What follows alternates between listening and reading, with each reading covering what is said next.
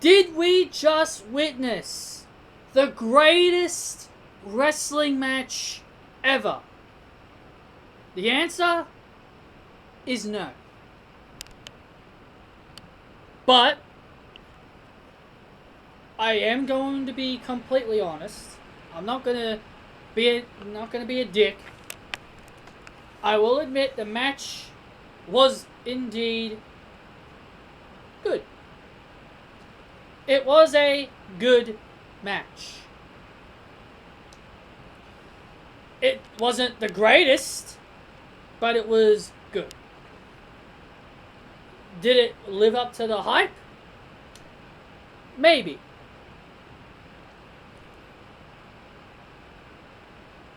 Because if you're going to tagline something, the greatest wrestling match ever, that's putting a lot of pressure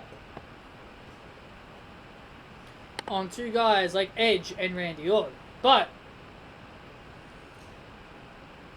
the things that I didn't like about the greatest match ever, which it wasn't the greatest match ever, the one thing I didn't like about the match is the constant finishes. If there's one thing I never like about wrestling matches, is the constant finishing moves. Randy and Edge did a lot of finishes. Like, Edge did the kill switch, or the I'm prettier, whatever they prefer to call it. Orton did a pedigree. Orton would do a couple of RKOs. Edge would do a couple of spears. And all these finishes, like, they were kicking out of. And even Edge kicked out of one of those super awesome RKOs that Randy does when he catches you in midair. Now that one really annoyed me, because I consider those kinds of RKOs to be match-ending RKOs. You cannot have Randy Orton do an RKO like that and you have Edge kicking out. But the biggest surprise out of them all in this match was Randy Orton delivering the punt kick.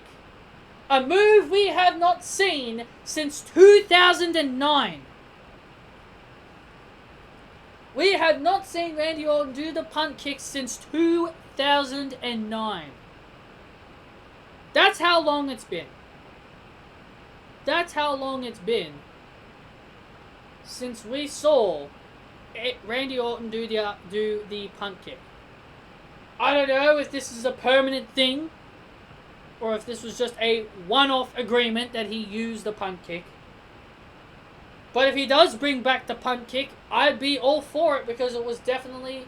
because the punt kick was one of Randy Orton's devastating finishes. If the RKO didn't work, then his other finisher would be the punt kick. I really hope they unban the punt kick like they unbanned the curve stomp. Other than that, there really wasn't anything else I can really say about the match. It wasn't the greatest match ever. It wasn't the greatest wrestling match ever. I just thought the main event was good. That's all I'm saying. And this is just me being really generous. That's just me being really generous.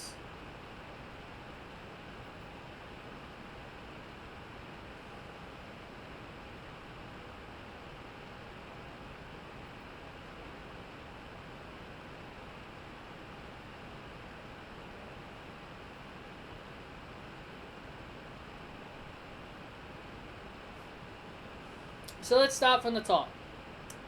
Apollo Crews versus Andrade on the pre-show. They added some kind of stupid Viking Raiders and Street Profits kind of match. Get out of here. There's a bloody moth in here. They added some kind of silly thing with the Street Profits and the Viking Raiders. I really didn't... Well, I'm not going to say I didn't like it. I just thought it was kind of silly, because they were promoting it as like a Raw Tag Team Championship match, and then all of a sudden it's not. It's just a brawl. But anyway, we'll talk about that later. We had Apollo Crews versus Andrade for the United States Championship on the pre-show. Apollo Crews' first championship title defense is on the pre-show.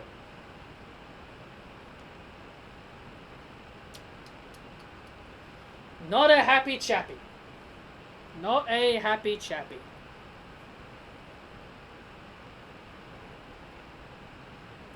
Angel Garza tried to get involved. Kevin Owens was there. Took out Garza with a stunner. And Apollo Crews would end up winning with the sit-out powerbomb. That's really all I can say about the match.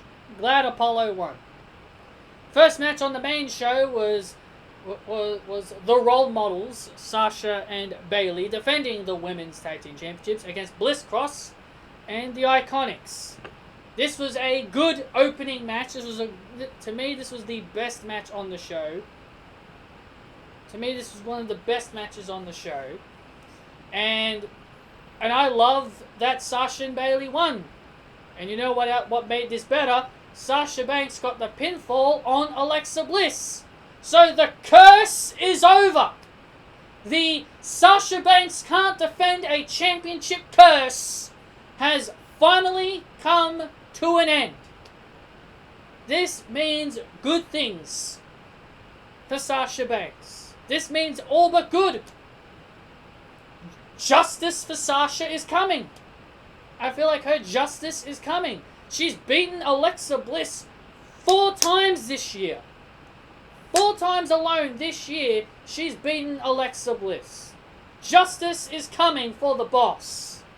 And I can't wait for the eventual match between Sasha and Bayley at SummerSlam. I feel like the Iconics are going to come back. I don't think the Iconics are just going to give up. I think the Iconics are going to come back after Sasha and Bayley and demand another match with them at Extreme Rules in July. So that's where I see the breakup happening. I see the Iconics battling Sasha and Bayley. I mean, who wouldn't want to see a couple of matches of Sasha versus Peyton Royce? Or Sasha versus Billie Kay? Who wouldn't want to see a couple of singles matches of Sasha Banks putting on classics with Peyton Royce and Billie Kay? Who wouldn't want to see a couple of matches with those 4 in singles matches? Trading wins with each other would be hell of a fun.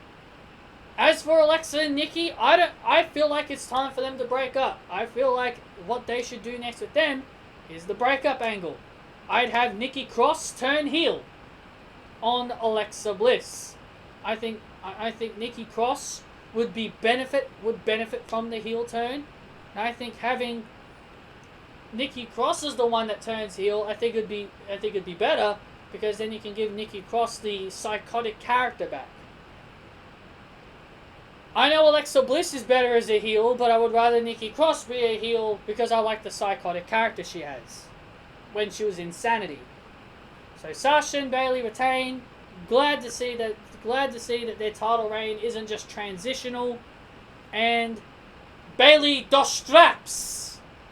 She still has 2 of those the straps. And Sasha Banks has ended her curse as well. Sheamus versus Jeff Hardy. I wasn't really caring for this match. Sheamus ended up winning with a bro kick. They're going to keep their rivalry going. Made sense for Sheamus to win. Asuka versus Nia Jax for the Raw Women's Championship. I didn't mind this. I actually didn't mind this match. Asuka and Nia, as I said on my Backlash predictions, they can have a good match. Did it live up to the standards of what their matches were like in NXT? Well, no, not really. But it wasn't a bad match. It wasn't a bad match. It was actually a good Nia Jax match. If you want to look at this in a perspective, this could actually be considered a decent Nia Jax match. So I considered this a decent outing for Nia and a decent match for Asuka. Nia Jax even did a jackhammer, a Goldberg jackhammer. Sure, it wasn't the best looking jackhammer she's ever done, but I feel like it was definitely better than the ones that Goldberg has been doing.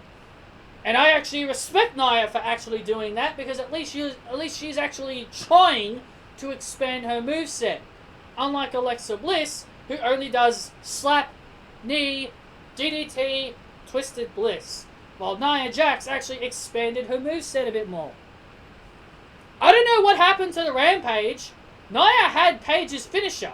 When Nia came back, she did Paige's Rampage Cradle DDT thingy-majiggy. And that was the last time we ever saw Nia do it. What was wrong with Nia doing that as her move? She's just gone back to her traditional Samoa drop and leg drop. So I don't know what happened to the Rampage. Or the Ram Nia. Or the Ram Jax. Because it was Nia Jax that did it. But either way, she did Nia's move, and all of a sudden Nia did Paige's move on her first match back. We haven't seen it since. Don't know what happened to it. But if Nia can keep doing the jackhammer, I wouldn't mind that being one of her finishes. And we had Braun Strowman versus Miz and Morrison. Hey, hey, ho, ho. And I didn't care for this match. Seems like we're teasing a breakup between Miz and Morrison. And Braun Strowman retained. Drew McIntyre versus Bobby Lashley. This match was decent. It wasn't all that bad. It wasn't all that bad. It was actually all right. But I think at the end of the day, we all kind of figured how the matchup was going to end. And to all those idiots, that actually believed, that Bobby Lashley was going to become WWE champion because of what a report said. This is why you don't believe what you read on the internet. This is why you don't believe what you read. You end up looking like a donkey. Lana interfered. Lana came out during the match and cost Bobby Lashley the match, kind of as I predicted. So now Bobby Lashley and MVP will most likely be kicking Lana to the curb. And then we'll be getting the return of Rusev Day! That's just what I think. I think Rusev's definitely on his way back. Because I don't really see anything else they could do with Lana if she's not with Rusev. And then we had Orton and Edge in the greatest main event ever. Well, it definitely wasn't, as I said, it wasn't the greatest main event ever. The greatest wrestling match ever. But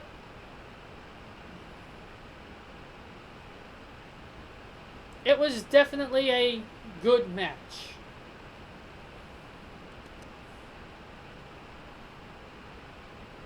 That's really all I can say about that, really. And yeah, that's pretty much your Backlash review, guys. Hit that thumbs up. Comment your thoughts down below. I'll see you tomorrow for Raw.